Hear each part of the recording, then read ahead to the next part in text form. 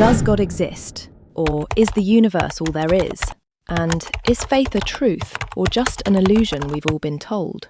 Today, we're diving into one of humanity's oldest questions, exploring both sides of the debate.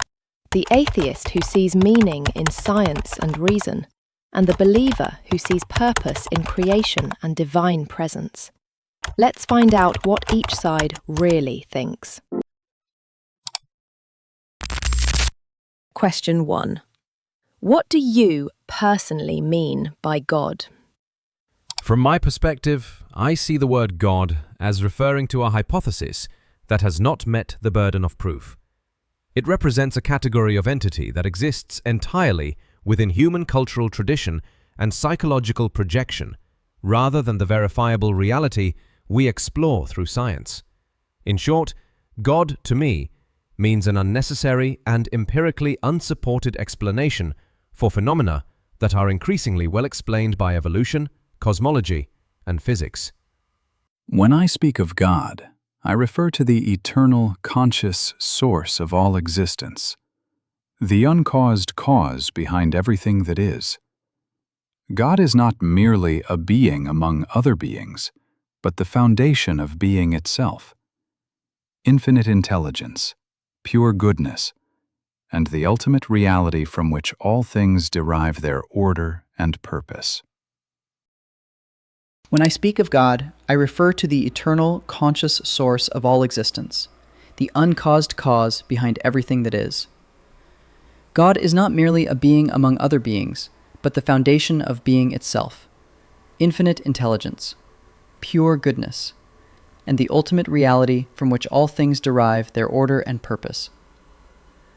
When I look at the vastness of the universe, the precision of its laws, and the moral awareness embedded in humanity, I don't see random chance. I see intentional design, a reflection of a creator whose nature is both transcendent and immanent. God is beyond comprehension, yet intimately present within all that exists. At the same time, God is not only the architect of the universe, but also a personal presence, one that humans can experience through conscience, love, beauty, and awe.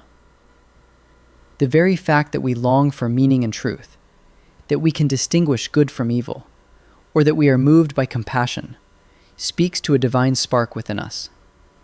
So when I say God, I mean the ultimate mind and heart behind reality, the one who created everything with purpose, sustains it through love, and calls us towards something higher than ourselves. Question 2. What evidence convinces you, or fails to convince you, about God's existence? As an atheist grounded in science, I see meaning and purpose not as a cosmic gift or divine mandate, but as internally generated, subjective human constructs. The universe itself is indifferent. It operates on natural laws without inherent purpose. Our meaning is therefore chosen and created by us, emerging from our evolved capacity for consciousness, empathy, and rational thought. We find value in the empirical reality of the present moment, basing our fundamental objectives on what truly exists: human flourishing, societal ethics, and the pursuit of verifiable knowledge. Our purpose is experienced through connection, contribution, and continuity. Purpose is found in mitigating suffering, advancing scientific understanding, contributing constructively to our communities, and fostering deep, authentic relationships with other conscious beings. It is the conscious decision to live an ethical life based on rational principles and empathy, understanding that this one life is all we are guaranteed. This self-assigned purpose, free from supernatural obligation, makes every rational choice and act of compassion profoundly significant and entirely our own responsibility. From a believer's perspective, I see the very existence of meaning, morality, and consciousness as evidence that points beyond mere material processes. If the universe were truly indifferent and purposeless, then our longing for meaning, our moral intuitions, and our sense of beauty would be strange anomalies, illusions that evolved for no reason other than survival. Yet these qualities often move us to transcend survival, to love selflessly, to create art, to sacrifice for truth, to stand for justice even when it costs us. These higher impulses suggest that reality itself is more than physical. that it is infused with purpose and intentionality. In other words, our search for meaning does not create God, it reveals our awareness of Him. Science describes how things work, but not why there is something rather than nothing. The fine-tuning of the universe, the precision of natural constants, and the emergence of life and consciousness from inanimate matter all point not to chaos, but to order and intelligence. I believe that reason and faith are not enemies here. Reason allows us to explore creation, while faith helps us grasp the deeper truth that creation means something. Question 3. Why do people across cultures and history tend to believe in something higher? Is it proof or psychological patterning? As an atheist relying on human psychology and evolution, I maintain that the universal tendency to believe in something higher is not proof of its existence, but rather a powerful demonstration of psychological and social patterning. This deeply ingrained inclination is a natural emergent property of the human brain, offering crucial evolutionary and cognitive advantages. This tendency stems primarily from two cognitive mechanisms. First, hypersensitive agency detection device, HAD.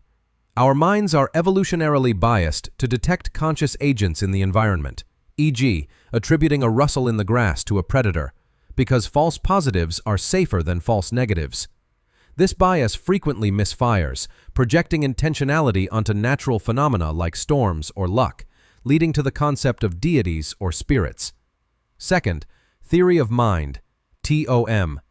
The ability to attribute beliefs and desires to others is co-opted to conceive of non-physical yet conscious agents, gods. Furthermore, religion provides immense social cohesion and existential comfort, offering simple explanations for complex, frightening realities like death, suffering, and the sheer scale of the cosmos. These adaptive functions, perfectly explained by evolutionary psychology, render the supernatural hypothesis entirely superfluous. I understand that psychological and evolutionary explanations can describe how humans come to believe, but they don't necessarily explain why that belief exists in the first place, or whether it points to something real. From a believer's perspective, the universality of faith across time, culture, and geography suggests not just a shared delusion, but a shared intuition. The human mind may indeed be wired to detect agency, but perhaps that is because agency truly exists at the deepest level of reality. Just as our senses evolved to perceive the physical world accurately enough to survive, perhaps our spiritual intuition evolved to recognize the divine. Our longing for transcendence, meaning, and eternal truth might not be a malfunction of evolution. It might be a reflection of our connection to something higher. Moreover, while belief may bring comfort and cohesion, that doesn't make it false. It may simply reveal its essential truth for human existence. Throughout history, even in radically different civilizations, people have independently conceived of moral order, cosmic purpose, and sacred presence. This convergence suggests that faith is not a random cognitive byproduct, but a response to a deeper reality woven into human nature. To me, the persistence of belief, despite cultural shifts, scientific progress, and skepticism, is like a universal whisper of the soul saying, "There is more." It may be that psychology describes the form of belief, but God is the substance that gives that form meaning. Question 4. Can the universe exist without a creator, or does its existence point to something beyond nature?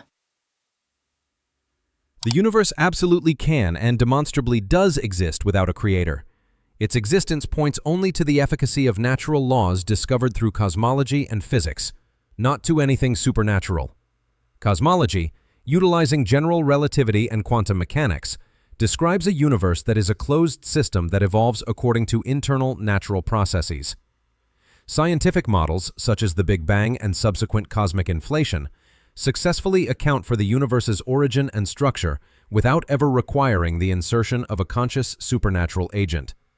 Asking what created the universe is often a fallacy of composition, assuming that everything must have a prior cause. a rule which may not apply to the universe itself, the totality of existence. The current evidence strongly suggests that the universe is either eternally existing in some form, or its origin is an emergent property of purely natural, non-theistic quantum conditions. Our ignorance about the precise pre-Big Bang conditions is a temporary scientific question, not a permanent theological justification. I respect the power of cosmology and physics to describe the mechanics of the universe, but to me, they do not erase the deeper question of why there is a universe at all, or why those elegant laws exist and hold true. Science can trace the chain of cause and effect back to the Big Bang, or even to quantum fluctuations, but every explanation still presupposes something: laws, energy, potential, or a framework that allows these things to exist. These are not nothing. The believer sees that underlying order, mathematical precision, and intelligibility as signatures of a mind, not gaps in understanding, but evidence of rational design. The fact that the universe is comprehensible to human reason suggests that both the cosmos and our consciousness are tuned to the same logic, a harmony that points to something beyond blind chance.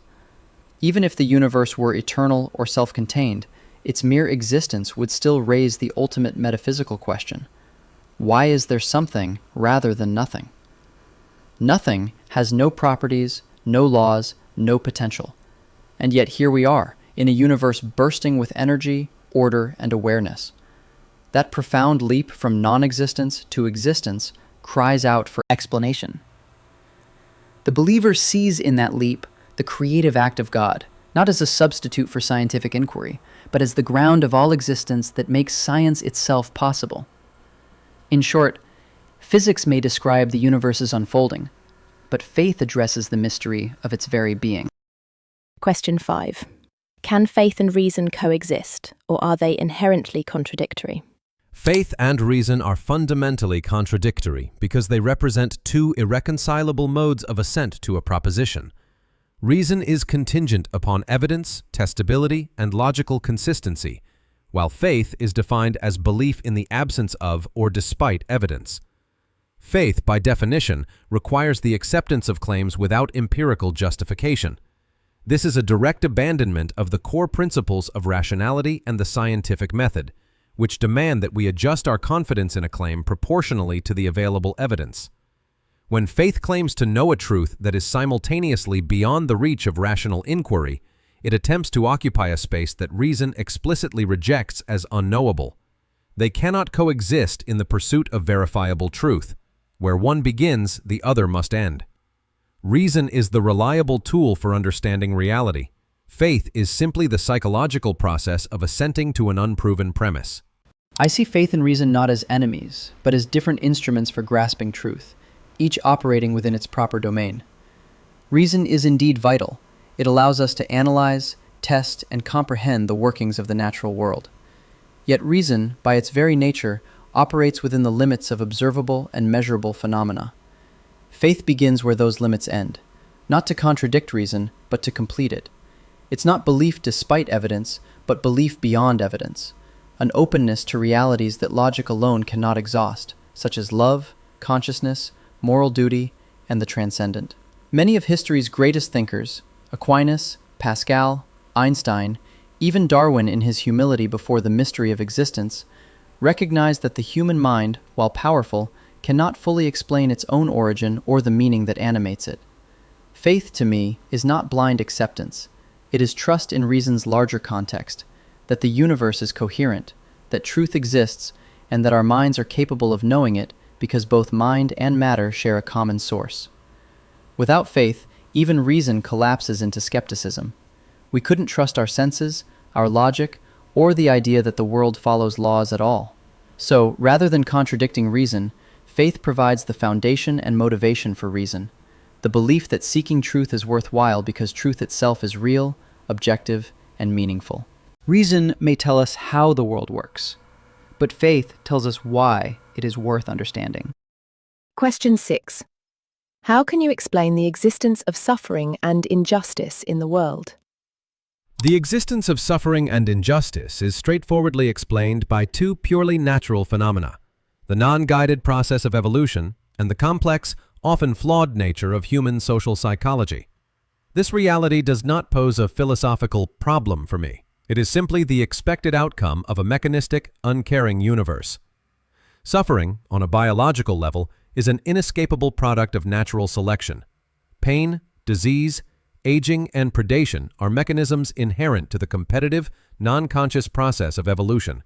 They are not punishments or tests, but the inevitable byproducts of biological systems striving to survive and reproduce. Injustice, conversely, arises from the sociological reality of human cognition. Our evolutionary heritage has equipped us with both empathy and tribalism, resource competition, self-interest, and cognitive biases. Injustice is the rational consequence of flawed human institutions, power imbalances, and individuals prioritizing self-interest over rational, empirically derived ethical principles. No supernatural being is needed to account for a world full of biological pain and social failings.